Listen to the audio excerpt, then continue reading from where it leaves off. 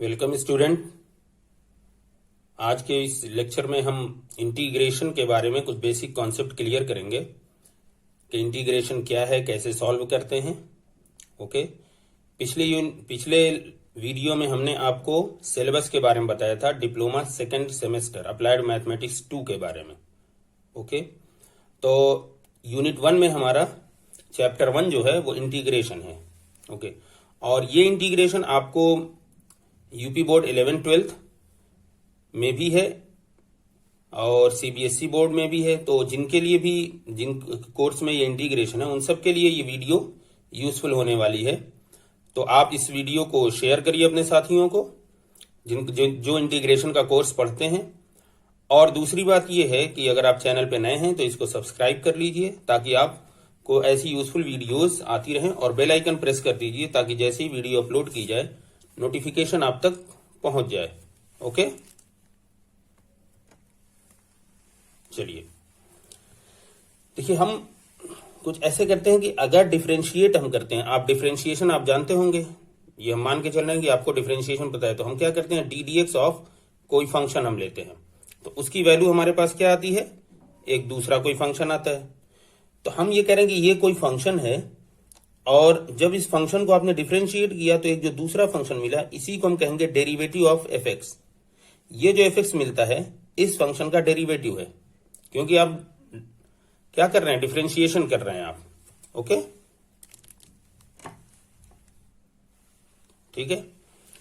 तो अब देखिए, या हम क्या कहेंगे, ये डिफरेंशिएशन के फॉर्म में हो गया कि डिफरेंशिएशन किसी फंक्शन का आप करते हैं तो जो वैल्यू आती है वो हम कहते हैं डेरिवेटिव ऑफ दिस वन।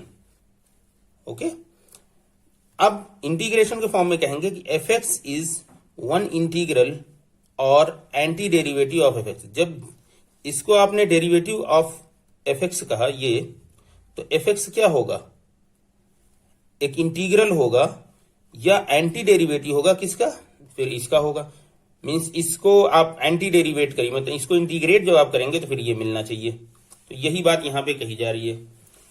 तो यहां पे कॉन्सेप्ट समझिए, डिफरेंशिएट, दैट मींस क्या हो रहा है यहां पे कि डिफरेंशिएशन का कुछ इनवर्स टाइप हो रहा है। एग्जैक्टली हम इनवर्स नहीं उसको कहेंगे, बट डिफरेंशिएशन का कुछ रिवर्स आप कहिए कि आपने उसको एक फंक्शन को डिफरेंशिएट किया, एक वैल्यू मिली, जो वैल्यू मिली उसको आप इंटीग्रेट कर दीजिए तो फिर वो फंक्शन ही मिल जाएगा। तो इस तरह की बात यहां पे डिस्कस हो रही है। अब देखिए, सिंबॉलिकली हम रिप्रेजेंट कैसे करते हैं, ये हम इंटीग्रेशन का ये साइन है, ये जो हम सम लिखते हैं, तो सम को समझिए थोड़ा सा बहुत खींच दीजिए आप, तो कुछ इस तरह की फॉर्म बनती है। तो कुछ इस तरह करिए इंटीग्रेशन, ये साइन है इंटीग्रेशन का, एफ की तरह रहता है, बस आपको बीच में लाइन नहीं बनानी पड़ती है, ठीक है, डॉट नहीं खींचना पड़ता है। जैसे ये देखिए आपने बनाया, इसी तरह कुछ इंटीग्रेशन का साइन है।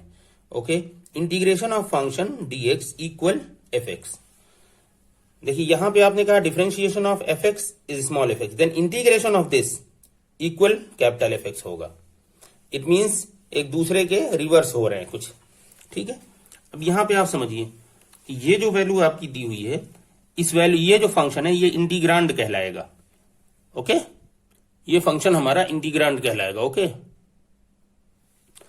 और ये जो वैल्यू आएगी ये इंटीग्रल कहलाएगी। फंक्शन का इंटीग्रल क्या है फाइनली, ये एफ एक्स। ओके, तो integral of F X with respect to X is F X. हम इसको कैसे बोलेंगे, integral of F X with respect to X. Okay, और ये हमारी वैल्यू क्या आ रही है, कैपिटल एफ एक्स। तो यहां पे बस ये आपको सिंबॉलिकली ये समझाया है, जब आप इसको सॉल्व करने लगेंगे तो इस तरह की प्रॉब्लम आपको नहीं रह जाएगी कि ये क्या है क्या नहीं है, आपको बहुत इजीली समझ में आ जाएगा। ओके, अब हम क्या करें, the process of finding integral is known as integration. जो हम इंटीग्रल फाइंड आउट करते हैं तो इस पूरे प्रोसेस को हम क्या कहेंगे, इंटीग्रेशन कहते हैं। ओके, ठीक, चलिए आगे हम चलते हैं, कुछ एग्जाम्पल हम लेते हैं। ओके, जैसे देखिए, differentiation of log x is 1/x। ये हमें पता है कि लॉग एक्स का डिफरेंशिएशन क्या होता है, 1/x होता है। देन अब इस 1/x को आप इंटीग्रेट करेंगे तो आपको log x मिल जाएगा। देखिए, उसी तरह tan x का डिफरेंशिएशन क्या होता है, sec स्क्वायर x होता है। तो जब एक sec स्क्वायर x को आप इंटीग्रेट करेंगे तो आपको tan x मिल जाएगा। Similarly differentiation of e to the power x is e to the power x से होता है इट मीन्स जब e to the power x को आप इंटीग्रेट करेंगे तो ये e to the power x ही हो जाएगा। e to the power x की एक खास बात ये है कि इसका डिफरेंशिएशन भी e to the power x होता है और इंटीग्रेशन भी e to the power x ही होता है। तो यहाँ पे ये वाला जो पोर्शन है ये इंटीग्रांड कहलाएगा और जो फाइनली आंसर आएगा वो इंटीग्रल कहलाएगा। देखिए similarly sec square x integrand and tan x the answer is integral. Similarly, e power x is integrand and the answer e power x is integral. Okay? तो I hope कि आपको integrand और integral का concept समझ में आ गया होगा। और कुछ हम कॉन्सेप्ट समझते हैं। देखिए कांस्टेंट ऑफ इंटीग्रेशन ये आएगा, हिंदी में इसको हम कहते हैं समाकल नियतांक, कुछ यही टर्म है। ओके देखिए D D x of sine X equal क्या होता है, कॉस एक्स। ये डिफरेंशिएशन आपको पता होगा, differentiation of sine X equal cos x होता है। तो दैट मीन्स इंटीग्रल हम कॉस एक्स को करेंगे, कॉस एक्स का इंटीग्रल, इसका इंटीग्रल करेंगे तो क्या मिलेगा, साइन एक्स मिल जाएगा। क्लियर? ओके देखिए वही हमने यहाँ पे बताया कि जब हम इस पार्ट को इंटीग्रेट करेंगे तो हमें साइन एक्स मिल जाएगा। ओके चलिए हम थोड़ा समझने के लिए यहाँ साइन एक्स प्लस सी करते हैं और इसको डिफरेंशिएट करते हैं। तो साइन एक्स प्लस सी को क्या होगा, differentiation of sine X plus differentiation of C, differentiation of sine X plus differentiation of C. C is any constant. Okay so sine X का क्या होता है differentiation, this is the cos X and differentiation of a constant is equal 0, that mean this value finally is cos x. That means now what we say, integration of cos x equal sin x plus c. समझ में आ रही बात आपको? Finally जो हमारा answer होता है अगर इसको हम इंटीग्रेट करते हैं तो ये हमें डिफरेंशिएशन वाला फंक्शन मिल जाएगा। देखिए यहां पे आपने क्या कहा, differentiation of sine X equal cos X, then integration of cos X equal sine X. Similarly differentiation of sine X plus C equal cos X, this means integration of cos x equal sin x plus c. ओके अब आप देखिए यहां integral of cos x sin x आ रहा है, दूसरी आप कैलकुलेशन कर रहे हैं तो integral of cos x equal sin x plus c आ रहा है। So for different values of sine we have different integrals. c की वैल्यू 1 कर दीजिए तो यहां क्या आ जाएगा, sin x प्लस 1, c की वैल्यू कोई भी कांस्टेंट रख दीजिए, e स्क्वायर रख दीजिए तो क्या हो जाएगा, sign X plus E square, सी की वैल्यू 5 रख दीजिए तो साइन एक्स प्लस 5 एनी। तो कॉस एक्स का इंटीग्रेशन बेस किस पे कर रहा है, एक्स पे, सॉरी सी पे। सी की वैल्यू चेंज होगी तो ये डिफरेंट आंसर आते रहेंगे। दैट मीन्स कॉस एक्स का जो इंटीग्रल है वो यूनिक नहीं है।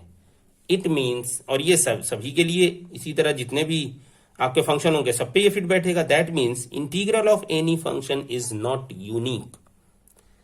किसी फंक्शन का इंटीग्रल यूनिक नहीं होता है, उसके एक से ज्यादा इंटीग्रल हो सकते हैं। Clear?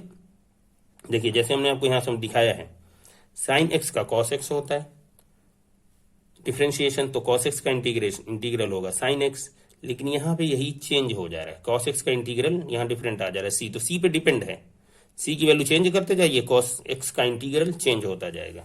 That means integral of any function is not unique. Okay in general हम इसको क्या कहेंगे, differentiation of any function plus constant equal F X. This means integral of this F X is equal F X plus C. देखिए यही तो होता है differentiation किसी फंक्शन का हम करते हैं, जो उसका आंसर आता है अगर उस आंसर को हम इंटीग्रेट कर दें तो हमें ये पूरा फंक्शन मिल जाएगा, वही हमने किया। So what we know this whole indefinite integral और general integral of function F X. ये एफ एक्स का इंटीग्रल है, तो इस इंटीग्रल को हम कहेंगे विद प्लस सी जो होता है इनडेफिनिट इंटीग्रल, और इसको हम जनरल इंटीग्रल भी कहेंगे for function F X.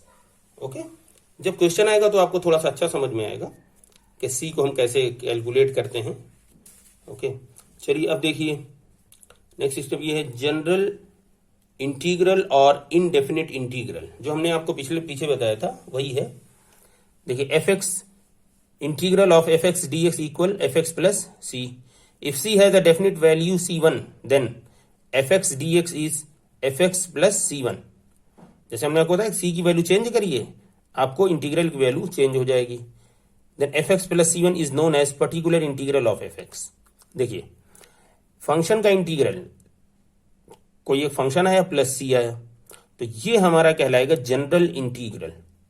Okay, लेकिन जब आपने सी की कोई वैल्यू पुट कर दी, if you have a value of C then it is known as particular integral of the function. Okay okay, there are some notes. Okay, number one, this represent like summation. What did it say? Like, it is like summation, just it is representation symbolically, like make summation. How you write summation? S. So just stretch S. Okay, this is the integral sign. Okay, now integral sign of integral or the dx, it has no meaning in separately. This integral sign or dx has no meaning. Okay, now number third, a function may have different integrals. As I have described earlier, integral of any function is not unique. Okay, number four, for indefinite integral the constant of integration c must be written. When we are going to solve indefinite integral, then the integration constant c must be written in the solution. Okay, चलिए clear आपको। सो I hope कि ये video आपको पसंद आया होगा, and in next video I will try to solve some simple integral so that you can understand how to solve the problem of integration, how to find integral of any function. Okay, so hope we will meet in the next video. Take care and bye bye.